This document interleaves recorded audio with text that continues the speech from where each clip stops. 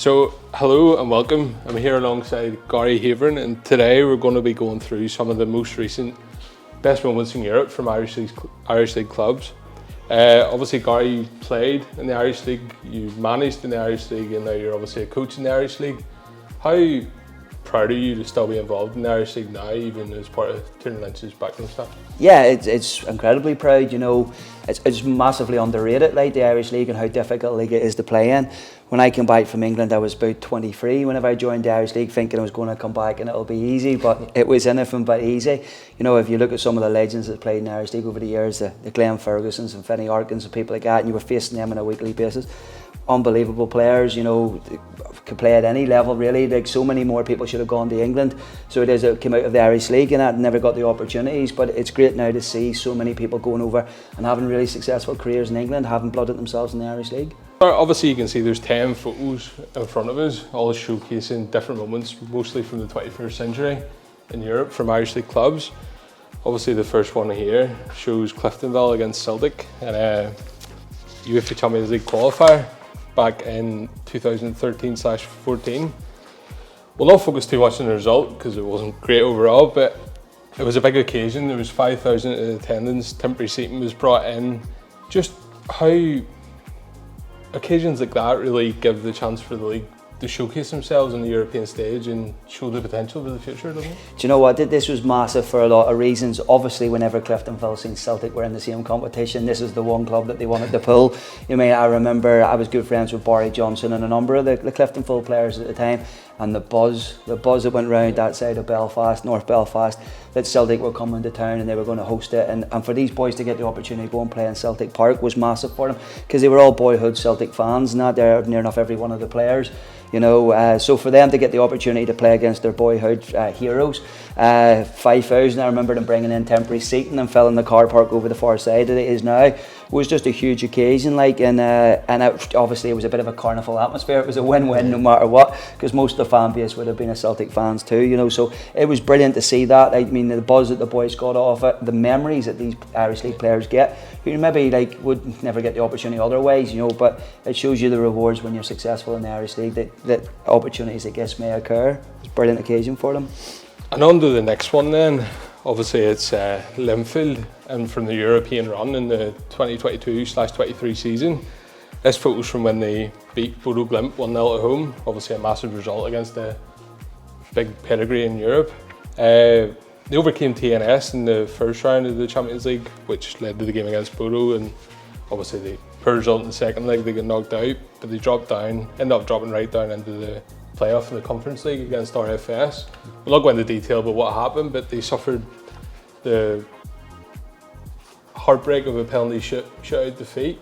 How, suffering that agonising pain, how long can it take players and staff even to go over that sort of defeat in Europe? Do you know what? It's probably something you'll live with forever, because you were so close. You know, the circumstances with Jimmy and the OG, like, I mean, what a stalwart Jimmy was for Linfield in the Irish League. Unbelievable player, and it was cruel for something like that there to happen to somebody who was so decorated and done so well for Linfield. It was really cruel result for them, you know, and having been on the other side of it, like, I mean, you're so close and you're almost there, and you're just waiting for that final whistle that we were here at Red Imps not that long ago. You know, you just desperately want to get over the line, and they were so ever so close, and it was a real shame, because like ultimately it gives the whole league and that there a massive lift. You know, when you're playing at group stages, you see everything that's attached to that there with Larne now making it. This team was so close, and Linfield's been really the spearhead in Irish League and that for Irish League clubs now there in Europe for a number of years, because they've always sort of been thereabouts challenging, and the expectation of Linfield's to be in European competition. You know what I mean? So to go there and get such a result, even against, if it's a one-off game against like Bodo Glimt, you just have to see how well they're doing now currently. You know, it was a hell of a result and a hell of an achievement for to get so close, but it was just ultimately cruel in the end for them now to get so close and not actually get the rewards they probably deserved. And then on their third photo of 9, this photo shows Coleraine players celebrating out in Maribor after their impressive penalty shootout victory over the Slovenian side, who were 15 times champions at that time. I don't think anyone likes to see a game go to penalties overall, but especially the players and the staff, but if it goes your way, especially against the odds like that, it must be a feeling that sort of lives with you for forever, I suppose. Yeah, like nobody gave the Coleraine a hope in hell going out to there getting a result in this game. Like, I mean, it was such, because this was obviously a one-off game, because I think this one was during COVID times, was it? Yeah, it was. So, yeah. so it was a one-off game, and what you really wanted to do is, I think there's always that there Irish League clubs going out hoping that the best result you could possibly get is to take out the penalties and take them into that. It's so difficult to get goals when you're away from home against top European opposition. You know, what you try to do is frustrate them, get men behind the ball, battle for everything, you know, and be Irish Leaguey, you know, when you're under pressure, maybe knock it up to someone like Big Skinner. I see him celebrating there in the background, who could hold it up and get you out and get you a wee bit of a breather and get up the pitch. Good friend of ours, like Ben Docherty, got the winner in this penalty, like so he did, which was brilliant for him and a memory for him to last lifetime. But this was a massive result for a team that was really flying at the time. Coleraine had an unbelievable season and were there very much on merit. And to go and get a result like this here was huge, and it was a very proud moment for everybody in the Irish League. I played in Europe with Coleraine before. I remember going out to FC Liège to play in the old UEFA Cup. So it was a number of years ago, and these memories last forever, you know, especially when you get a result like that. Obviously, we've already covered Linfield's most recent closest call, but they had another one before that, when their European run back in 2019-20 took them right to the Europa League playoff round against Quarabag. This photo shows it was from the first leg and shows Shane Lavery celebrating after he had what was undoubtedly an impressive game, scoring 2, including one incredible solo goal. European stage really gives players from our league the real chance to showcase themselves and showcase their potential, as it did with Shane Lavery that night. No, 100%. It shows that you can go and compete on the level. You know, it opens doors probably for international football, for moves across the water. You know, I said this recently. So many good players that played in the Irish League for so many years, but because of the nature of it being a part-time league the way it was before, the nature of it being always in pre-season when you might have faced a team that was in season, and it was so difficult for our teams to go in Europe and be successful. And it was sort of seen as a glorified pre-season game. It was just an extra game you got before the league actually started. So to go deep into the competition was never a realistic goal, really. Like, I mean, for most teams now, like over the last maybe 15-20 years, it's only been the last maybe 4 or 5 as the league's become more professional that there's really the rewards are there for doing well in Europe. The money in Europe before wasn't great either. I remember being at Crusaders in '96, Glenn Dunlop and players like that, Sid Burrows, Glenn Dunlop, Aaron Callaghan's, you know, they had an unbelievable team. But I remember thinking they were just making enough money to get to Europe and back again, you know, so the rewards wasn't quite there to go deeper into the competition or to really go out and bring players in to strengthen your squad. This was an unbelievable goal. I remember Shane cutting back, he sort of chopped back, didn't he, and with a wee Cruyff turn on the run, like, so he chopped back inside, scored an unbelievable solo goal, and he had an unbelievable, and I have no doubt this lad got a move now to cross the water off the basis of what he did in Europe and what he done that season. Very fit lad, very strong lad, and again, like Linfield, another great result for them in Europe, and it just adds to the history of the club. But like you said, it showcases people like years gone back to my previous point, like John Devine and Pat McAllister's and that, you know, maybe got 2 games a season, the home and away game, and then you had to wait for the next year, and it was the years you weren't successful and you never got European football, so they maybe turned around and maybe played 10, 12, maybe a few more games in Europe. Whereas if you look this year in Europe and out there, because our qualifications, Matty lost these like 19 and 20 years of age, Dylan Sloan, now they're in around that age, you know, they're going to play 12 games in Europe alone this year, which is unbelievable experience, and why they get into 21s and hopefully opens the doors for other clubs to show that they can play on that stage. Yeah, on their next photo then, this shows Crusaders when they hosted Fulham back in the 2011-12 UEFA Europa League qualifier. It was the first time this century that a Premier League opposition had been across, and obviously Fulham were going well that period, being in the Europa League final just 2 years previous. And they had a team that featured the likes of Bobby Zamora, Damien Duff, Steve Sedwell, amongst many others. Although tasting defeat, how much do players learn and feed off the experience of playing against players like that who are playing at the top level of the game week in, week out? I think it's massive. I see Garth McKeown there, like, and Big Chicken in the background there. Like, I think it was brilliant opportunity. Like, that's what you're hoping for. You're hoping to get games now there against people that you know and your household names, and you see them on the world stage, you see them playing week in, week out in the Premier League, and you want to put your wits against them just to see how good they even are. You know, when you look back on team sheets from years gone by, you know, even international games, if you played at youth international football, which a lot of Irish League players would have done, you look through the team sheets and you go through it and years to go, who I played against. You know, played against Germany, and there was a Bastian Schweinsteiger and people like that playing. You think yourself like that, you know, that's unbelievable opportunity to play against. And that there's some of the people who go on to have incredible careers.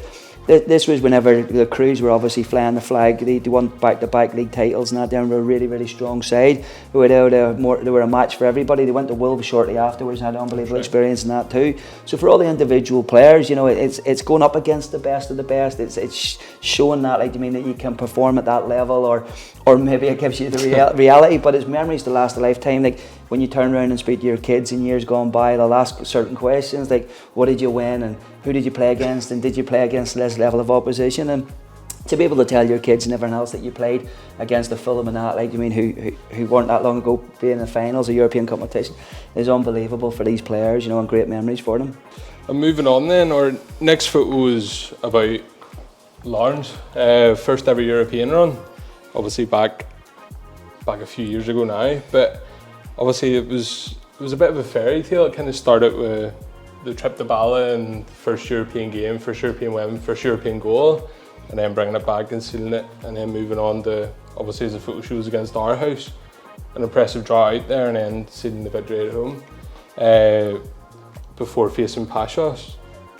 It was a special night at Inver that night, and I mentioned that I had a bit of a fairy tale feeling, and we obviously had the prospect of playing Tottenham Hotspur. It would have been a big draw and stuff if we get through Pashos, but how much of a feeling do you think that would have gave the players and hope and confidence going forward and obviously our further ventures in Europe after that? Yeah, I think that it is showing that you can go there and compete. This was an even better occasion out there because it was shortly after COVID. If you remember, the Basel game was restricted with the number of people who could go, and a number of Larne fans came and snuck through the hedges to come to the Basel game out there, and it was only when we come home and out there the crowd started coming back into the game. So it was quite a great topic.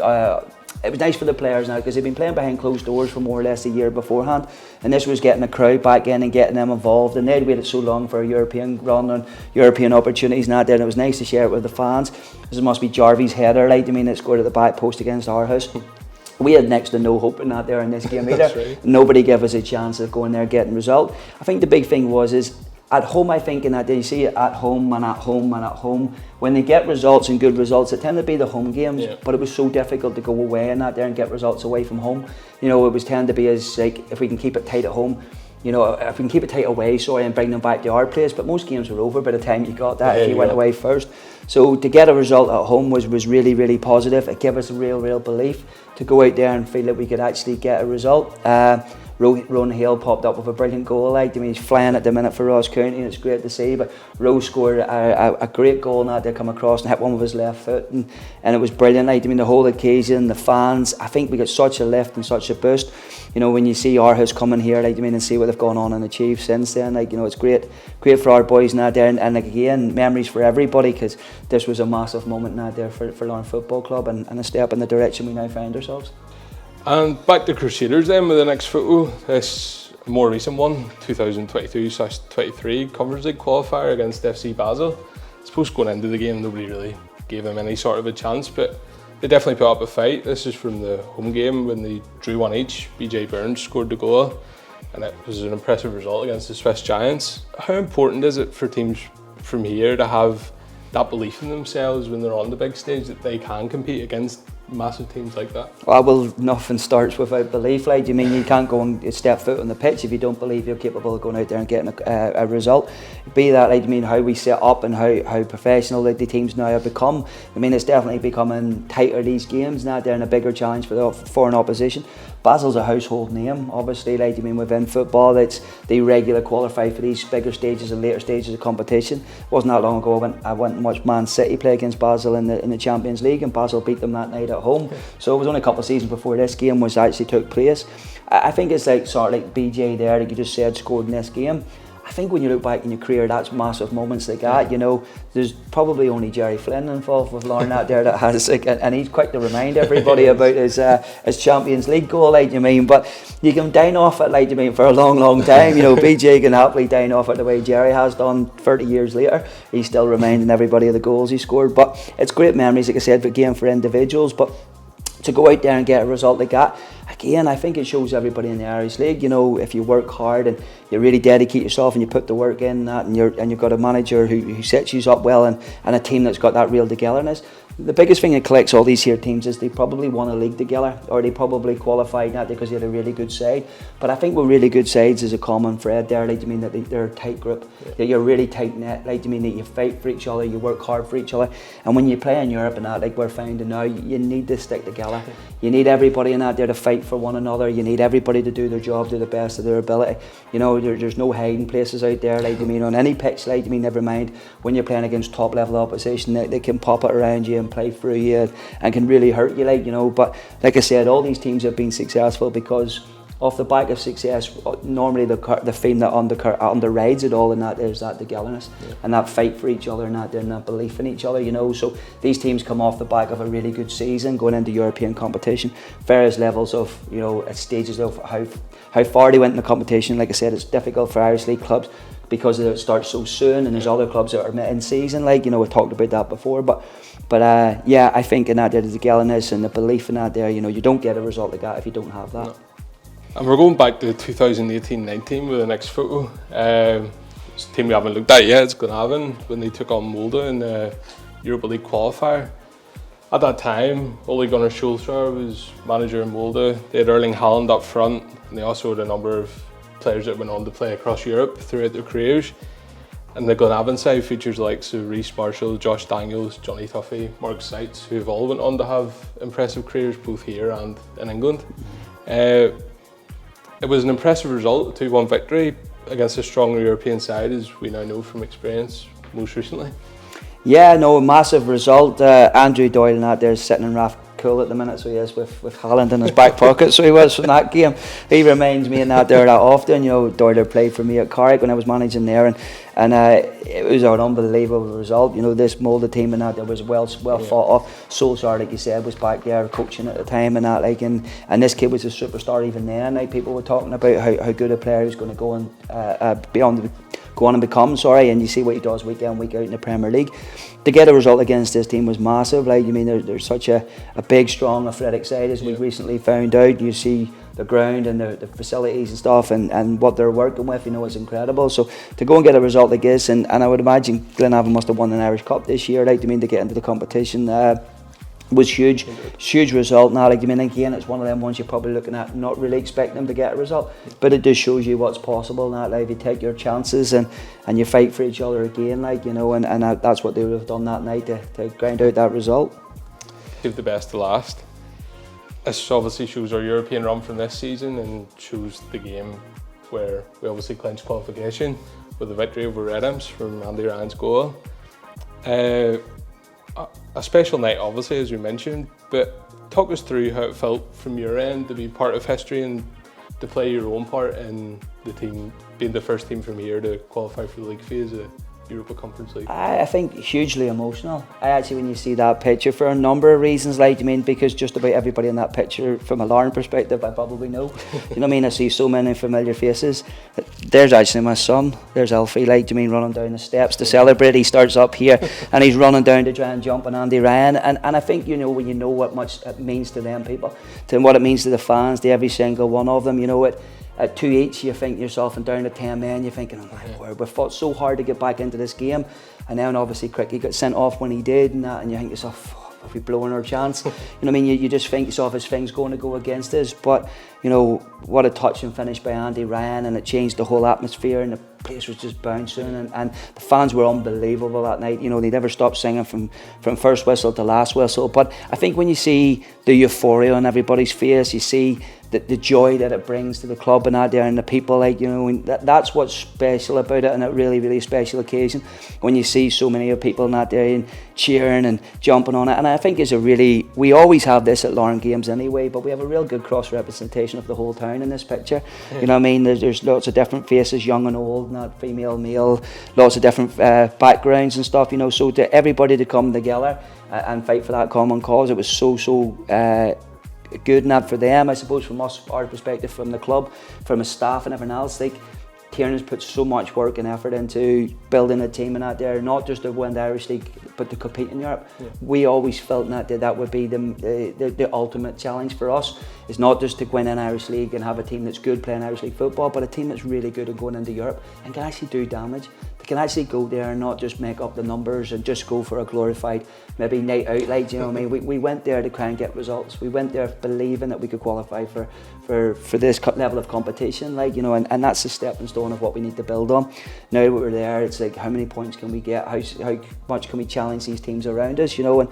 And that's the ultimate goal. But for me, this picture just summarises everything that we've been building towards, everything that we wanted, everything that, like, I mean, that we felt was capable and possible, you know. And I think it gives you just real belief every time you see that picture, like special things can happen.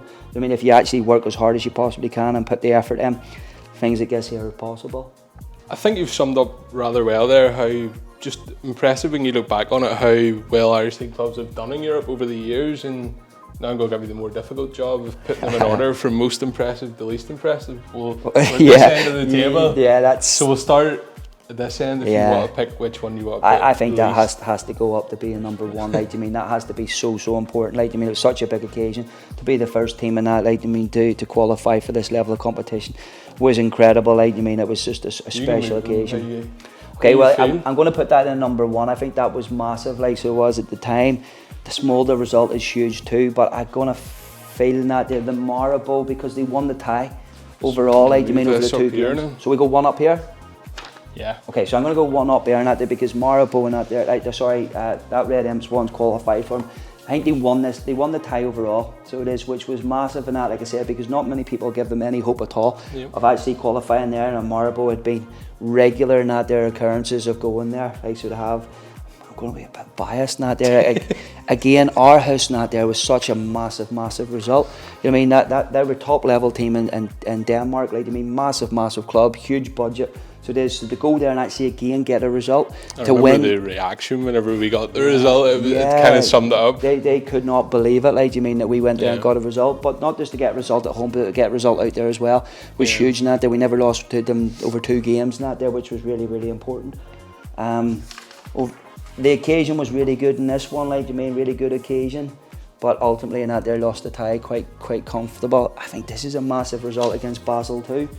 So it is, because again, I don't know about the return leg, but I'm going to have to say they lost 2-0 in the return leg. Narrow 2-0. And what was their second leg in that day, this one?